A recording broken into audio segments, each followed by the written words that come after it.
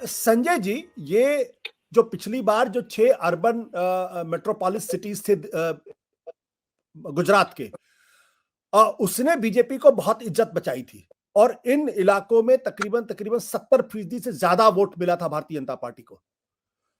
अगर यहां आम आदमी पार्टी डेंट भी करती, अगर मान लीजिए वो 15% वोट भी अगर बीजेपी का खाती है, तो भी बीजेपी की हार जीत में कोई बहुत ज्यादा फर्क नजर आने वाला नहीं है। लेकिन अगर सौराष्ट्र के इलाके में जहां कांग्रेस पार्टी की जीत का मार्जिन कम है, अगर आम आदमी पार्टी ने अगर सेंध मार दी, तो कांग्रेस की तो नैया भी डूब सकती है। देखिए, नैया तो डूबी हुई है कांग्रेस की। अब सवाल है कि कितनी डूबी है? क्या बिल्कुल पानी के अंदर चली गई है या अभी भी कुछ दिखाई पड़ता है? नैया तो डूबी हुई है। नैया डूबी हुई है उस कॉन्टेक्स्ट में मैं कह रहा हूँ कि क्या कांग्रेस के चुनाव जीतने की कोई भी संभावना है? कांग्रेस के चुनाव जीतने की कोई भी संभावना नहीं है। इसी कॉन्टेक्स्ट में मैंने नैया डूबने का इस्तेमाल किया। आपने जिस बात का जिक्र किया, अर्बन इलाकों में, अगर हम सारे अर्बन इलाकों को भी देख लें तो तकरीबन 25% का फासला था कांग्रेस और बीजेपी में। बड़े शहरों में तो और भी लंबा फासला था जिसका आप जिक्र कर रहे हैं। तो आम आदमी पार्टी की पहली पकड़ तो अर्बन मतदाताओं पर है। तो अर्बन मतदाताओं में अगर आम आदमी पार्टी को 12, 15, 16, 18, 20% वोट मिल भी गए तो वो पर्याप्त नहीं होंगे जिससे आम आदमी पार्टी बीजेपी को हरा पाए। बीजेपी का वोट इतना नहीं नीचे जाएगा जिससे कि बीजेपी अर्बन सीटें हारनी शुरू कर दे। तो ये जरूर है, डेंट लगेगा कि बीजेपी का वोट शेयर नीचे चला गया अर्बन इलाकों में।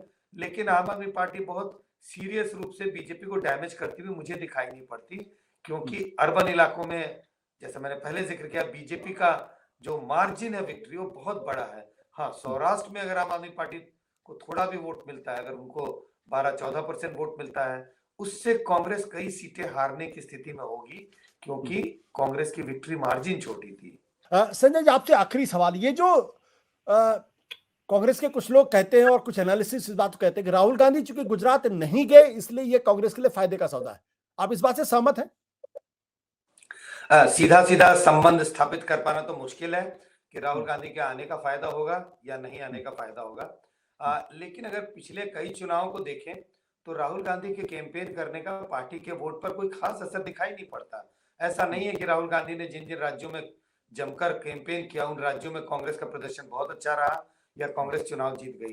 तो ये जरूर है कि हम चर्चाएं करते रहे कि राहुल गांधी को आना चाहिए था, पार्टी वर्कर्स का मनोबल बढ़ता, ये सब चीजें होती। लेकिन क्या शायद राहुल गांधी के आने से कांग्रेस का प्रदर्शन जो होने की स्थिति में उससे बेहतर होता?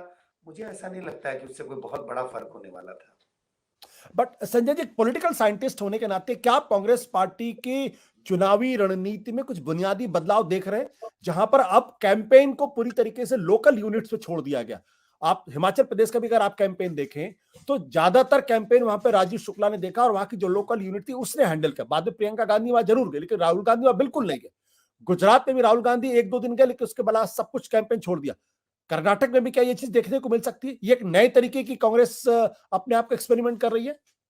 देखिए, कांग्रेस कर्नाटक में तो ये चीज देखने को नहीं मिलेगी, क्योंकि हमें याद रखना चाहिए कर्नाटक से अब कांग्रेस के प्रेसिडेंट हैं। उनके लिए स्टेक्स बहुत हाई होगा अपने राज्य में चुनाव लड़ना और पार्टी के लिए चुनाव जितवाना। अगर ये सचमुच कांग्रेस की स्ट्रैटेजी है और अगर ये इलेक्टोरल डिविडेंड्स देती है तब तो हम कहेंगे कि अच्छी स्ट्रैटेजी है। लेकिन अभी हमें वेट करना पड़ेगा, देखना पड़ेगा कांग्रेस किस तरह का प्रदर्शन करती है गुजरात में, किस तरह का प्रदर्शन होता है हिमाचल में, क्योंकि यही 2 राज्य हैं जहां पर ये बदला हुआ कैंपेन, जो कांग्रेस कहती है कि हमारी स्ट्रैटेजी है, मुझे नहीं लगता कि कोई स्ट्रैटेजी है। अगर राहुल गांधी मान लीजिए भारत यात्रा पर नहीं होते, भारत जोड़ो यात्रा पर, तो क्या राहुल गांधी कैंपेन नहीं करते? जरूर जाते कैंपेन करने।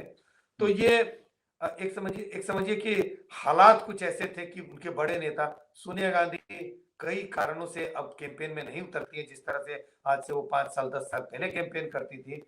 तो लोग की कैंपेन कांग्रेस ने किसी मजबूरी के कारण किया है, जिसको भले ही वो कहते हैं कि हमारी स्ट्रैटेजी है। अगर इलेक्टोरल डिविडेंड्स होगा तो हमें लगेगा क्या इसका फायदा होता है। इलेक्टोरल डिविडेंड्स नहीं है तो साफ दिखाई पड़ेगा कि इसका कोई फायदा नहीं है।